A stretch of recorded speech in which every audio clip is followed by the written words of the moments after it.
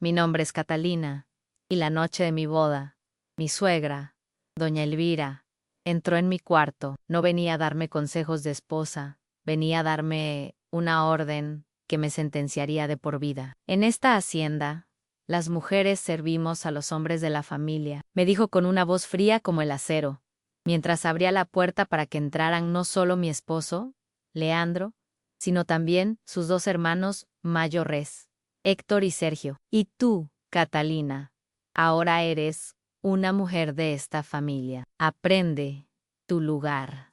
Durante los siguientes 30 años, fui la esclava de 3 maridos, la madre de hijos cuya verdadera paternidad era una ruleta de vergüenza y silencio. Y todo bajo la mirada vigilante de la mujer que, en público, me llamaba hija querida. Antes de que mi apellido se convirtiera en una marca de propiedad, yo era Catalina Flores, una muchacha de un pequeño pueblo del Valle de Sonora. Mi familia era humilde, vivíamos de la tierra, pero en nuestra casa nunca faltó el amor. Fue en la fiesta de pueblo donde lo conocía el Leandro Montero. Era el hijo menor de la familia más poderosa de la región, dueños de la legendaria hacienda ganadera La Soledad. Era guapo, educado en la capital, con una sonrisa que prometía un mundo que yo solo había visto en las revistas.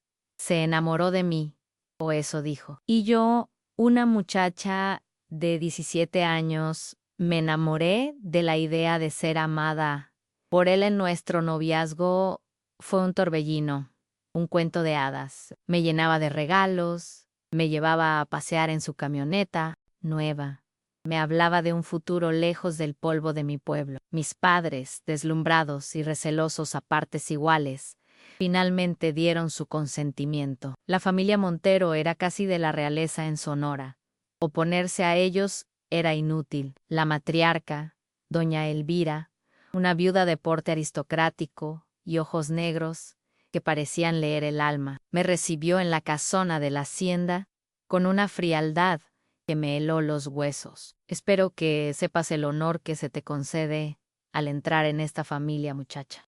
Fueron sus primeras palabras hacia mí, y espero que estés a la altura. Los hermanos de Leandro, Héctor y Sergio, 2 hombres rudos y silenciosos, apenas me miraron. Nos casamos en la iglesia más grande de Hermosillo. Fue una boda de ensueño. Yo, con un vestido de seda que costaba más de lo que mi padre ganaría en 10 años, me sentía como una impostora. Durante la fiesta, en los jardines de La Soledad, me di cuenta de lo aislada que estaba la hacienda. Kilómetros y kilómetros de desierto la separaban del resto del mundo. Era una isla de poder y de riqueza en medio de la nada. Esa noche me di cuenta de que también era una prisión. Cuando mi nueva suegra pronunció aquellas palabras en el umbral de mi cuarto nupcial, mi mente se negó a entender. Miré a mi esposo, a Leandro, buscando ayuda, una explicación, pero él simplemente bajó la mirada, un gesto de sumisión a su madre y a sus hermanos. Héctor, el mayor, un hombre corpulento y con la misma mirada fría de su madre, Fiu, es la tradición, cuñadita, dijo. Su voz era un gruñido, para asegurar la fuerza y la lealtad de la sangre Montero. Aquí, todo se comparte. Lo que ocurrió esa noche, y cada noche durante los siguientes 30 años, fue una violación sistemática, un ritual de deshumanización. Fui violada por mi esposo y por mis 2 cuñados, a veces por turnos, a veces juntos.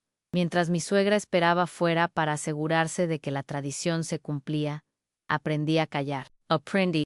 Desocié. Mi cuerpo era un territorio ocupado, pero mi mente, mi alma, se refugiaba en un pequeño rincón oscuro donde sus manos y sus palabras no podían llegar. A la mañana siguiente, el horror se vistió de normalidad. Desayunamos todos juntos en el gran comedor. Doña Elvira me asignó mis nuevas tareas como si fuera la nueva jefa de servicio. Héctor y Sergio me trataban con una indiferencia brutal, como si yo fuera un mueble más de la casa. Y Leandro, mi esposo, actuaba como si nada hubiera pasado, como si la noche anterior Hubiera sido una noche de bodas normal y feliz. Easy gaslighting, esa negación de la realidad, fue casi peor que el propio abuso. Me hicieron creer que yo era la que estaba loca, que mi sufrimiento era una exageración, que aquello era simplemente la vida en la familia Montero. La soledad era una fortaleza inexpugnable. No había teléfono en la casa, solo un radio de onda corta en el despacho de doña Elvira. La correspondencia era interceptada y leída por ella. Los vaqueros y sirvientes de la hacienda eran como una guardia pretoriana, de una lealtad fanática hacia la familia que les daba de comer. Nunca me habrían ayudado. Estaba a más de 50 kilómetros del pueblo más cercano, y nunca se me permitía salir sola.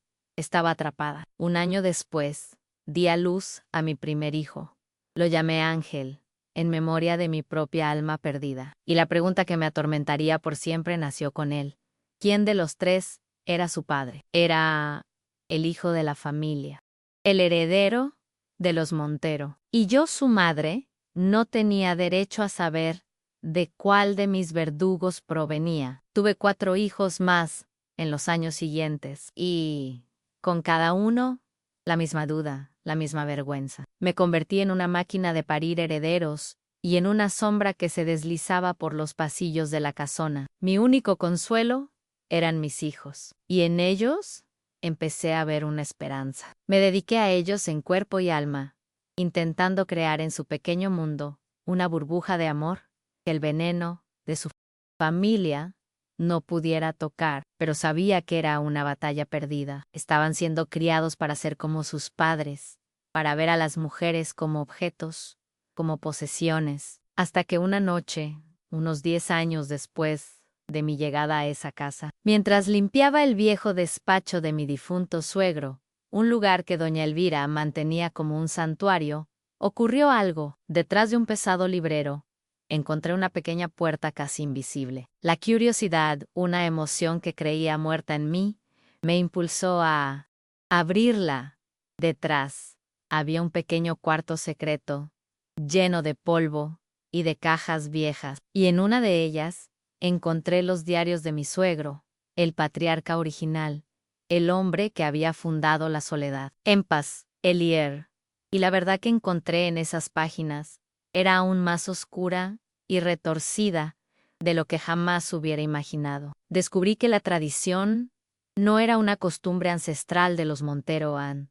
Era una invención, una locura que había empezado y terminado con una sola mujer, mi suegra, doña Elvira Ann, y la razón por la que ella había creado esa monstruosidad. Esa razón era el verdadero y terrible secreto que gobernaba esa casa. Catalina ha descubierto que la tradición que la esclaviza es una invención, una locura con un origen secreto. Si el amor de Dios te da la certeza de que la verdad es la única llave que puede abrir las prisiones más oscuras, suscríbete para descubrir el terrible secreto de doña Elvira. Y cuéntanos en los comentarios, desde tu ciudad, ¿qué crees que puede llevar a una mujer a convertirse en el monstruo de otra? El pequeño cuarto secreto se convirtió en mi santuario y en mi sala de guerra. Noche tras noche, mientras la casa dormía, yo me escapaba a ese rincón olvidado y devoraba los diarios de mi difunto suegro. Y en sus páginas, escritas con la caligrafía temblorosa de un hombre derrotado, encontré la raíz de toda la podredumbre. La tradición que me esclavizaba no era una costumbre ancestral, era una monstruosidad moderna, inventada por una sola persona, mi suegra, la impecable doña Elvira. El diario lo revelaba todo. El viejo Montero, el padre de mi esposo, había sido un hombre bueno, pero débil, y había vivido y muerto con un secreto que lo carcomía. A ninguno de sus 3 hijos era suyo. Doña Elvira, la mujer que la había sacado de la pobreza para casarse con ella, le había sido infiel no una, sino 3 veces. Cada uno de sus hijos, Héctor, Sergio y Mileandro, era de un padre diferente, un capataz, un comerciante, un forastero.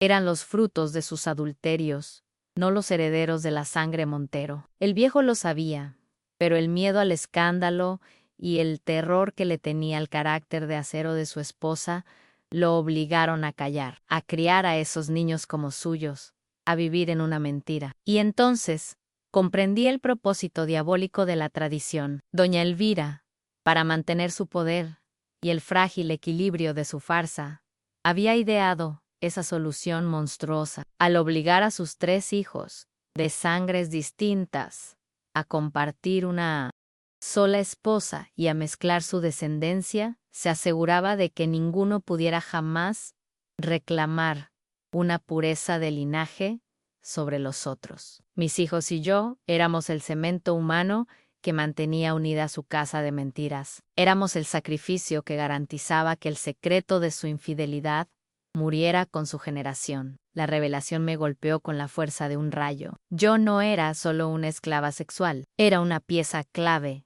en un juego de poder dinástico, una prisionera de guerra, en una batalla que yo ni siquiera sabía que existía.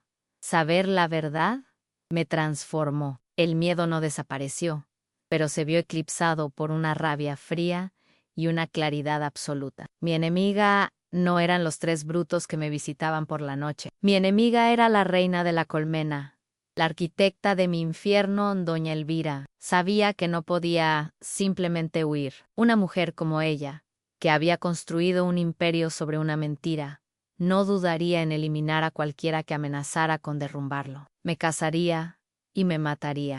No, mi plan no podía ser la fuga, tenía que ser la destrucción. Necesitaba un aliado. Y en casa solo había una persona que había visto tanto o más que yo a la vieja Itzel, la sirvienta indígena que llevaba en la hacienda desde antes de que yo naciera. Era una sombra silenciosa, de rostro impenetrable. Decidí arriesgarlo todo. Una tarde, la intercepté en el pasillo. No le supliqué ayuda. Le mostré mi poder. Itzel, le dije en voz baja, he estado leyendo los diarios del patrón viejo. Fascinante la historia de aquel capataz, Miguel, el que tuvo que irse del rancho tan de repente, justo 9 meses antes de que naciera el niño Héctor. Vi un destello de pánico en sus ojos viejos. Por primera vez en 10 años, me miró directamente. En su mirada, vi décadas de secretos guardados. Usted no sabe nada, niña, susurró. Y es mejor que no lo sepa. Las paredes de esta casa tienen oídos y memoria. Yo sé todo, Itzel, le respondí. Sé de los 3 padres, y sé que la señora Elvira es la que mueve los hilos, pero no quiero seguir siendo su marioneta. Y sé que usted tampoco, Ana, ayúdeme. Ayúdeme a exponerla, y seremos libres las 2. La vieja sirvienta, que había sobrevivido durante 60 años gracias a su silencio, tomó la decisión más valiente de su vida. Asentió. Anne se convirtió en mis ojos y mis oídos. Juntas ideamos un plan. El arma eran los diarios. Teníamos que sacarlos de la hacienda y ponerlos en manos de alguien a quien doña Elvira no pudiera controlar. Persona.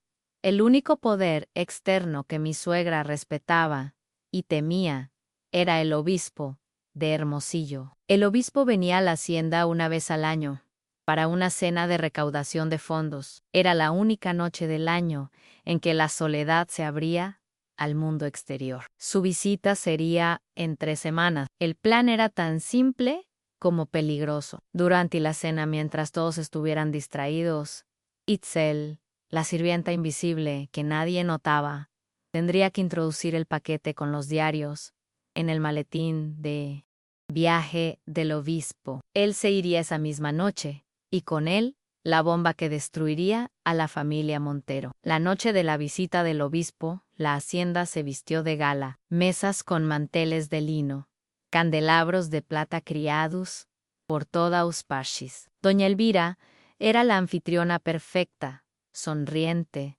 devota, donando una suma exorbitante a las obras de caridad de la diócesis. Mis 3 maridos estaban a su lado, incómodos en sus trajes, actuando como los pilares de la comunidad. Yo, como siempre, tenía el papel de la esposa bella y silenciosa. Pero esa noche Mi silencio estaba cargado de una tensión eléctrica. La cena se alargó a la conversación, el vino, las risas falsas. Yo no apartaba la vista de Itzel, que se movía entre los invitados con su agilidad de fantasma, y no apartaba la vista de mi suegra. Doña Elvira, a pesar de su papel de anfitriona, no se perdía un solo detalle. Sus ojos negros barrían la sala constantemente, como los de un ave de rapiña. Finalmente, el obispo anunció su partida. Se levantó.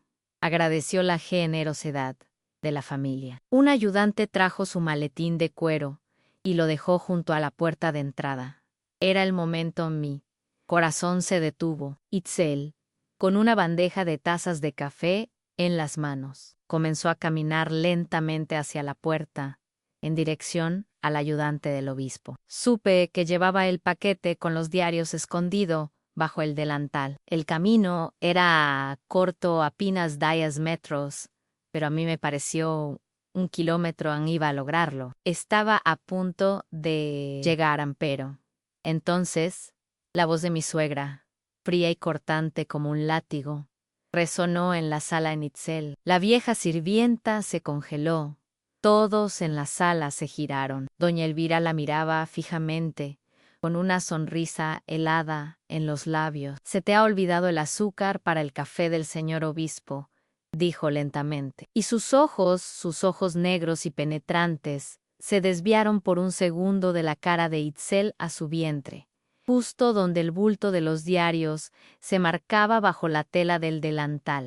El plan ha sido descubierto en el último segundo. La reina ha visto la traición. Si el amor de Dios te enseña que incluso en el momento de la derrota puede surgir un milagro, y si crees en la astucia de los oprimidos, suscríbete para descubrir qué sucederá a continuación. Y cuéntanos en los comentarios, desde tu ciudad, ¿qué harías si tu única esperanza estuviera a punto de ser aplastada frente a todo el mundo? El tiempo se detuvo en el instante en que los ojos de doña Elvira se clavaron en el bulto.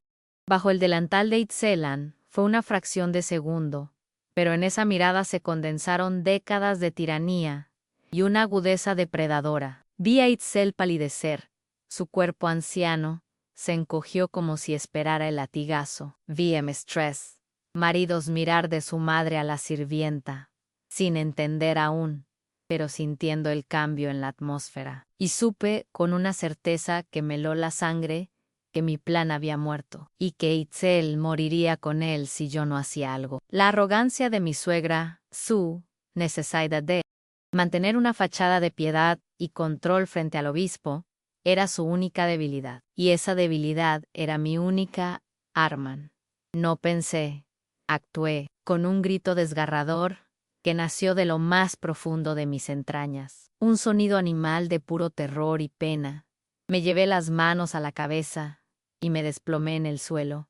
No fue un desmayo delicado. Me dejé caer con todo mi peso, golpeando la mesa de centro al caer, arrastrando con ella copas de vino, platos de postre y un jarrón de flores que se hizo añicos contra el suelo de mármol. El caos fue instantáneo y absoluto. El estruendo de los cristales rotos, mi propio cuerpo convulsionando en el suelo en una actuación de histeria febril, mis sollozos desgarradores. Todo fue un tsunami que borró la pequeña y tensa escena de la puerta. «¡Catalina! ¡Por el amor de Dios!», gritó Leandro, mi esposo, corriendo hacia mí, su rostro una máscara de genuina preocupación y vergüenza. El obispo y su ayudante se levantaron de un salto, alarmados. Los invitados se agolparon a mi alrededor. La atención de toda la sala, incluida la de la propia doña Elvira, se centró en mí, la pobre y frágil esposa, que sufría un ataque de nervios. Desde el suelo, con la vista nublada por las lágrimas fingidas, vi a Itzel en la confusión. Nadie le prestaba atención. La vi deslizarse como una sombra hacia una de las grandes macetas de helechos que adornaban la entrada. Con un movimiento rápido e imperceptible, dejó caer el paquete con los diarios dentro, detrás de las hojas. Y luego, con una expresión de preocupación, se acercó a mí, ofreciéndome un vaso de agua, como la sirvienta leal que era. El arma estaba escondida. Itzel estaba a salvo, por ahora. Me sacaron de la sala en brazos de Héctor y Sergio, mis cuñados, como si fuera una muñeca de trapo. Doña Elvira, recuperando su compostura de gran dama, se disculpaba profusamente con el obispo. Perdónela, su excelencia. La pobre muchacha, la pena por mi hijo, la dejó muy delicada. A veces tiene crisis. Es una cruz que llevamos con paciencia cristiana. Y el obispo, un hombre bueno pero ingenuo, le ponía una mano en el hombro, consolándola.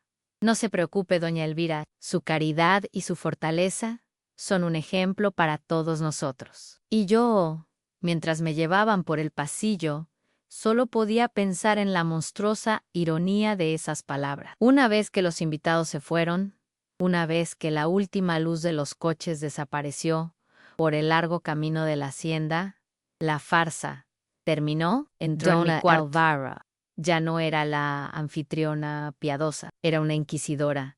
Me encontró sentada en la cama, ya recompuesta. No me gritó, su frialdad era mucho más aterradora. ¿Crees que soy estúpida, niña?, dijo.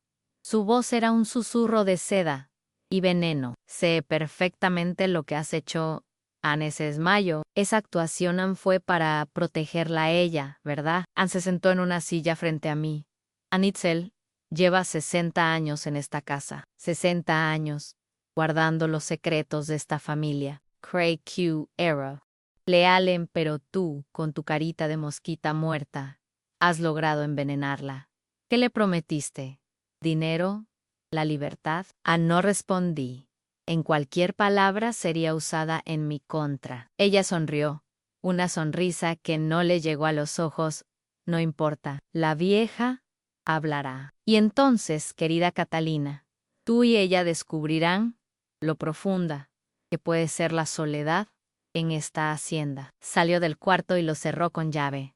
A los pocos minutos oí los gritos. No eran gritos de dolor físico, provenían gritos del terror. Sótano. Mis 3 maridos, convertidos en los verdugos de su madre, habían arrastrado a la vieja Itzel a las bodegas, y durante toda la noche la oí suplicar, la oí llorar. No la estaban golpeando, la estaban quebrando psicológicamente. Le recordaban a su familia, a sus nietos que vivían en un pueblo cercano, le decían que si no confesaba, si no les decía que le había dado para el obispo, nunca más los volvería a ver, que la acusarían de robo, que se pudriría en la cárcel. Yo estaba en mi cuarto escuchando, impotente, las paredes de mi prisión, resonando con la tortura de mi única amiga. Cada uno de sus sollozos era un martillazo en mi conciencia. La había arrastrado a esto. Mi plan, mi estúpido y fallido plan,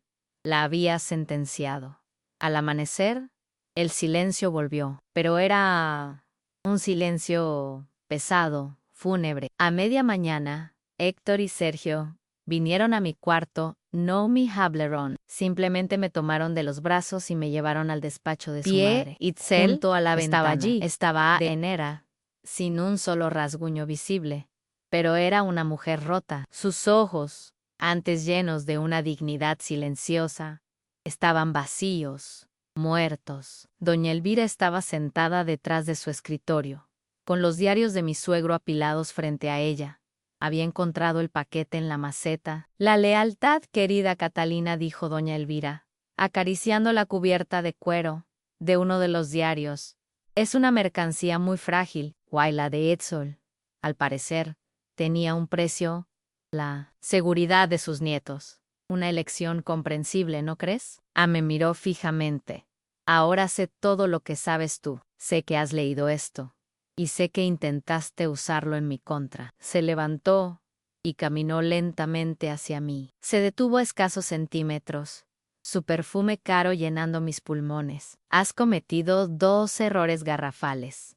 Niña estúpida, susurró. El primero, creer que una vieja sirvienta y un cura lejano podían más que yo. Y el segundo, el más grave de todos, creer que podías arrebatarme el control de mi propia casa. Y entonces me abofeteó. Fue una bofetada seca, precisa, que me hizo girar la cara y me llenó la boca con el sabor de la sangre. Eso, dijo, es para que recuerdes quién manda aquí. A partir de hoy, tu vida va a cambiar. Ya no serás solo la esposa silenciosa, serás mi prisionera personal, y cada día te recordaré el precio de tu traición. La rebelión de Catalina ha sido aplastada, y su única aliada, quebrada. El arma secreta ha caído en manos. El amor de Dios te enseña que es en la derrota total donde se forja la verdadera fuerza. Y si crees que la esperanza puede renacer de las cenizas, suscríbete para el siguiente capítulo. Y cuéntanos en los comentarios, desde tu ciudad, ¿qué se hace cuando la oscuridad parece haber ganado la batalla? La bofetada de doña Elvira no solo me hirió la cara, me marcó el alma. Fue la ceremonia que oficializó mi nueva condición. Ya no era la esposa trofeo, ni la nuera silenciosa. Era Simple Y, la nomente y la prisionera. Mi vida, que ya era un infierno, descendió a un círculo aún más profundo. Doña Elvira, ahora que conocía mi capacidad para la rebelión, se dedicó a destruirme sistemáticamente. Me encerraba en mi cuarto durante días enteros, a pan y agua, me quitó a mis hijos, ya no me permitía acostarlos por la noche, ni despertarlos por la mañana. Solo podía verlos a las horas de la comida, siempre bajo su mirada de halcón, donde cualquier gesto de cariño entre nosotros era castigado con un nuevo encierro para mí. Los hermanos Montero, liberados por su madre de cualquier pretensión de respeto, se volvieron más brutales. La tradición nocturna dejó de ser un ritual sombrío para convertirse en un acto de puro castigo y humillación. Me usaban para desahogar sus frustraciones, sus fracasos en el negocio del ganado, su propia y miserable existencia. Y Leandro, mi esposo, el más débil de los tres, era a menudo el más cruel, como si necesitara demostrar constantemente a su madre y a sus hermanos que él también era un verdadero Montero. Y los diarios, esa fue la tortura más refinada de doña Elvira. No los quemó, los guardaba en el cajón de su escritorio, y a veces, cuando su crueldad necesitaba un nuevo estímulo, me obligaba a sentarme frente a ella mientras leía en voz alta los pasajes más íntimos de su difunto esposo, burlándose de su debilidad, de su amor por la otra mujer, de su incapacidad para engendrar herederos puros. Me obligaba a ser cómplice de la profanación de la memoria del único hombre decente que había pisado esa casa. Yo me fui apagando. Me convertí en una cáscara vacía, un cuerpo que se movía por inercia, un par de ojos que ya no veían nada. Pero fuera de los muros de la soledad, yo no había sido olvidada. Inés, la abogada, y la hermana Sofía sabían que mi plan había fracasado. La desaparición de la novicia y el silencio que siguió a su visita fueron la prueba. No podían entrar en la hacienda, que ahora era una fortaleza más impenetrable que nunca, pero no se rindieron. Empezaron a buscar una nueva grieta en el muro, y la encontraron en la figura de un joven vaquero llamado Ramiro. Era nuevo en la hacienda, un muchacho de un rancho vecino cuya familia estaba ahogada por las deudas. Inés lo contactó en el pueblo, le ofreció lo que él más necesitaba, una ayuda legal para salvar la tierra de su familia. A cambio, solo le pidió una cosa, aunque fuera sus ojos y sus oídos dentro de la soledad, y que, cuando llegara el momento, me entregara un mensaje. Pasaron meses de un infierno monótono, hasta que un día, mientras recogía los huevos en el gallinero, Ramiro pasó a mi lado. Sin detenerse, sin mirarme, dejó caer un pequeño trozo de papel arrugado junto a la paja. Esperé hasta la noche, y a la luz de una vela, leí el mensaje. Eran solo 3 frases. No la hemos olvidado. No se rinda. Si hay una emergencia, si su vida o la de sus hijos corre peligro, encienda una vela roja en la ventana de su cuarto. No en te dé luna llena. Estaremos vigilando una vila roja. Guardé ese mensaje como si fuera la reliquia de una santa. Se convirtió en mi secreto, en mi plan de contingencia, en la oración que rezaba cada noche. Pero los meses pasaban, y a pesar del horror, la vida seguía. No había una emergencia que justificara un acto tan desesperado. Hasta que llegó el invierno, un invierno crudo, de vientos helados que se colaban por las grietas de la vieja casona. Y mi hijo menor, a quien yo había llamado Ángel, en un arrebato de ironía, cayó enfermo. Empezó con una tos, pero pronto derivó en una fiebre altísima, una que lo hacía delirar. Yo, con los conocimientos que había heredado de mi abuela, sabía que no era una simple gripe, era una pulmonía, y una de las malas. Necesitaba un médico, necesitaba penicilina, necesitaba un hospital. Se lo supliqué a doña Elvira. El niño se muere, le dije, las lágrimas corriendo por mi rostro. Tenemos que llevarlo a la ciudad. Ella me miró con su frialdad. Siempre en tonterías, dijo, es un resfriado. Los niños de rancho son fuertes. Itzel le preparará uno de sus tés de hierbas. ¿Y tú?, añadió, sus ojos entrecerrándose. No usarás a tu hijo como excusa para intentar contactar con tus amiguitas de la ciudad. El niño no sale de esta casa. Esa noche, la fiebre de Ángel empeoró. Su pequeño cuerpo ardía. Su respiración era un silbido agónico.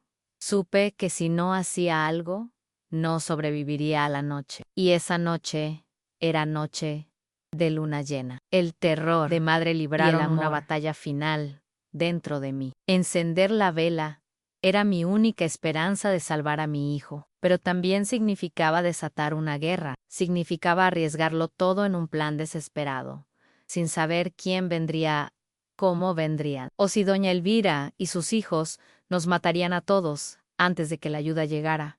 Me acerqué a la ventana de mi cuarto. La luna llena era un disco de plata en el cielo negro, iluminando el desierto como si fuera de día. En una mano tenía la vela roja, que había guardado durante meses. En la otra, la caja de cerillos. Mi hijo, en su cama, soltó un gemido febril, y en ese momento, mi decisión fue tomada. Una madre acorralada, un hijo moribundo, una vela roja. La última esperanza de Catalina depende de una señal desesperada en la noche. Si el amor de Dios te enseña que la fe de una madre puede mover ejércitos, y si crees en la luz que se niega a extinguirse en la más profunda oscuridad, suscríbete para el clímax de esta historia. Cuéntanos los comentarios desde tu ciudad, ¿cuál es la prueba de fe más grande que has tenido que enfrentar por amor? Con las manos temblorosas, encendí el cerillo. La pequeña llama danzó en la oscuridad de mi cuarto, una criatura frágil y desafiante. Acerqué la flama a la mecha de la vela Royan y la encendí. La coloqué en el alféizar de la ventana, una pequeña herida de luz en la inmensa oscuridad del desierto de Sonora. Era una señal a una oración, un grito de auxilio sin voz. Me senté en el suelo junto a la cama de mi hijo, mojando un trapo en agua fría para intentar bajar su fiebre, y esperé. En cada minuto era una hora, cada hora una eternidad. Escuchaba la respiración agónica de mi hijo, el latido de mi propio corazón y el aullido del viento en el exterior. ¿Me habrían visto? ¿Vendrían? ¿O estaba sola, velando la muerte anunciada de mi pequeño?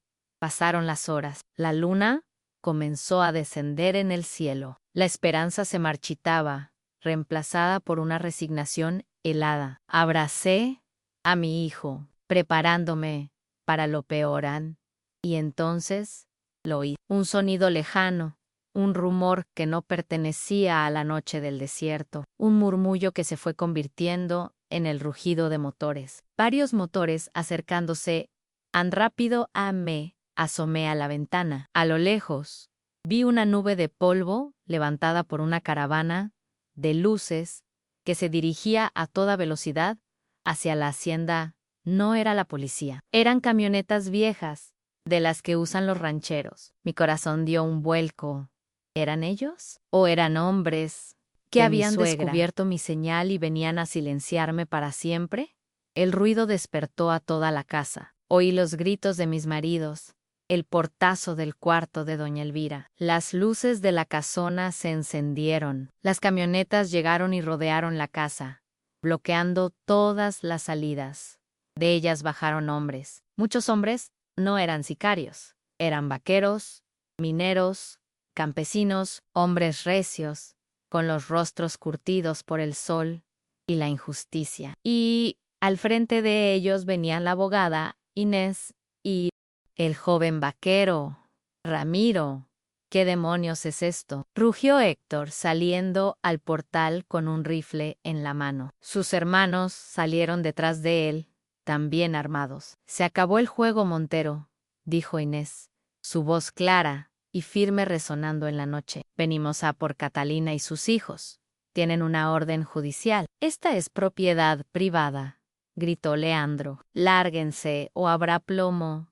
En ese momento, doña Elvira apareció en la puerta. Estaba en bata, pero su porte seguía siendo el de una reina. ¿Una orden judicial? No, mi Hegarrier, abogada de pacotilla. Una llamada mía, y el gobernador en persona mandará al ejército a sacarlos a ustedes de aquí. Inés sonrió. Una sonrisa fría. Inténtelo, señora. Pero mientras llama, quizás quiera saber que una copia de los diarios de su difunto esposo ya está en manos del obispo, y otra en la redacción de La Voz de México. El escándalo que se avecina hará que ni el gobernador se atreva a contestarle el teléfono. La cara de doña Elvira se descompuso. La mención de los diarios, su secreto más guardado, era un golpe mortal. Vio su imperio de mentiras desmoronarse frente a sus ojos. Pero antes de que nadie pudiera reaccionar, un coche oficial, con las luces de la policía estatal, llegó a toda velocidad y se detuvo detrás de los hombres de Inés. De él bajaron varios agentes uniformados y un hombre de traje. Doña Elvira Montero, dijo el hombre, mostrando una placa. Queda usted detenida. Usted y sus 3 hijos, por los delitos de secuestro, violación y conspiración para cometer asesinato. La justicia, la verdadera justicia, había llegado, no de forma silenciosa, sino con la fuerza de un huracán. Los vaqueros desarmaron a los hermanos Montero, que no ofrecieron resistencia. Paralizados por el shock, vi cómo sacaban a mi suegra de la casa. Su rostro era una máscara de odio impotente. Vi cómo esposaban a mis 3 maridos, los hombres que me habían aterrorizado durante 30 años, ahora reducidos a criminales comunes. Why? Entonces, abrí la puerta de mi cuarto, con mi hijo Ángel, ardiendo de fiebre en mis brazos, caminé por el pasillo y salí al portal. Pasé junto a mis verdugos sin mirarlos. Mis otros hijos, despertados por el caos, me miraban desde la puerta de sus cuartos, sus rostros una mezcla de miedo y una confusión total. Inés y Ramiro corrieron hacia mí. Se acabó, Catalina, me dijo Inés, sus ojos llenos de lágrimas. Se acabó, de verdad. Me subieron a uno de los coches. A mis otros hijos los subieron a otro, bajo la protección de la propia Inés. Y mientras nos alejábamos de la soledad para siempre, dejando atrás la hacienda, ahora llena de policías y de verdades expuestas, miré el rostro febril de mi hijo Ángel, que por fin iba a ver a un médico de verdad. Había escapado del infierno. Había ganado la guerra. Pero ahora, mientras miraba por la ventanilla trasera a mis otros hijos, cuyos rostros pálidos me miraban desde el otro coche, comenzaba la batalla más difícil, a enseñarles a sanar de las heridas causadas por las mismas personas que les dieron su apellido. ¿Cómo se reconstruye una familia sobre las cenizas de una mentira tan monstruosa? La justicia ha llegado a la soledad, pero la libertad es solo el primer paso en el largo camino hacia la sanación. Si el amor de Dios te ha mostrado que la fe, incluso del tamaño de una vela roja, puede mover ejércitos, suscríbete para el capítulo final de esta historia. Y cuéntanos en los comentarios, desde tu ciudad, ¿qué crees que es más importante para una víctima en la justicia o la paz. Hoy, sentada en mi balcón en la Ciudad de México, con el murmullo de la vida a mis pies y el aroma de la hierbabuena de mis macetas, a menudo pienso en esa promesa. La maldición que mi padre le arrancó a mi madre en su lecho de muerte. Jura que lastimarás a nuestra hija. Durante años, esas palabras fueron las cadenas invisibles que me ataron, pero ahora con la sabiduría que solo dan 73 años de inviernos y primaveras, entiendo la verdad. A mi madre, mi valiente Dolores, cumplió la promesa, pero lo hizo a la manera de Dios, no a la del diablo. La mayor herida, el mayor daño que podía infligirle al legado de un hombre como mi padre. Un hombre que creía que el destino de una mujer era el silencio y la sumisión. No era lastimar mi cuerpo, era liberar mi mente. Y eso fue lo que mi madre hizo. Al romper su propio juramento de obediencia, al tomar mi mano y huir conmigo a esta ciudad inmensa, al trabajar hasta el agotamiento, para que yo pudiera estudiar, para que me convirtiera en maestra, ella me lastimó.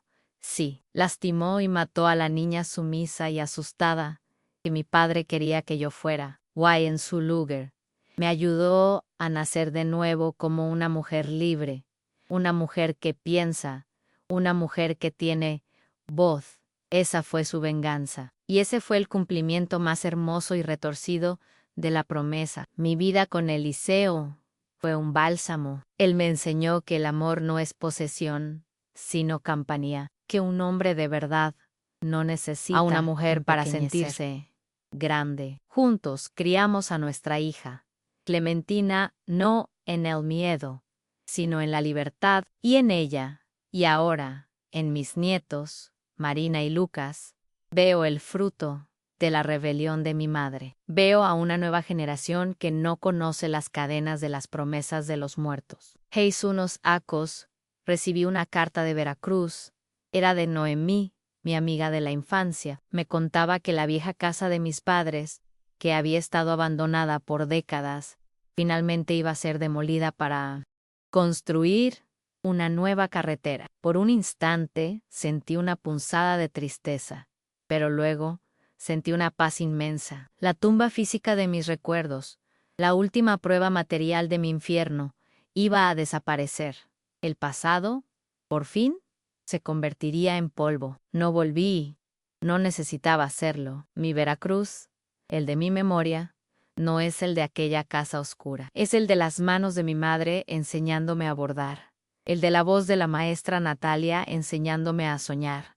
El del abrazo de doña Clemen dándome un amuleto de protección. Esos son los recuerdos que elegí guardar. Hoy, mientras bordo mis tenangos, cada puntada es una palabra de gratitud. Bordo la rabia de mi padre en los rojos oscuros, la tristeza de mi madre en los azules profundos, y mi propia y terca esperanza en los amarillos y naranjas brillantes. Mi vida, como mis bordados, es una mezcla de hilos oscuros y luminosos, y he aprendido que los unos no pueden existir sin los otros. Las sombras son las que dan profundidad a la luz. Y aunque nací de una promesa de dolor, elegí vivir una vida de gratitud, y esa, mis queridos, es la única elección que verdaderamente importa. La historia de Juana nos enseña que las maldiciones solo tienen poder si les permitimos tenerlo, y que el mayor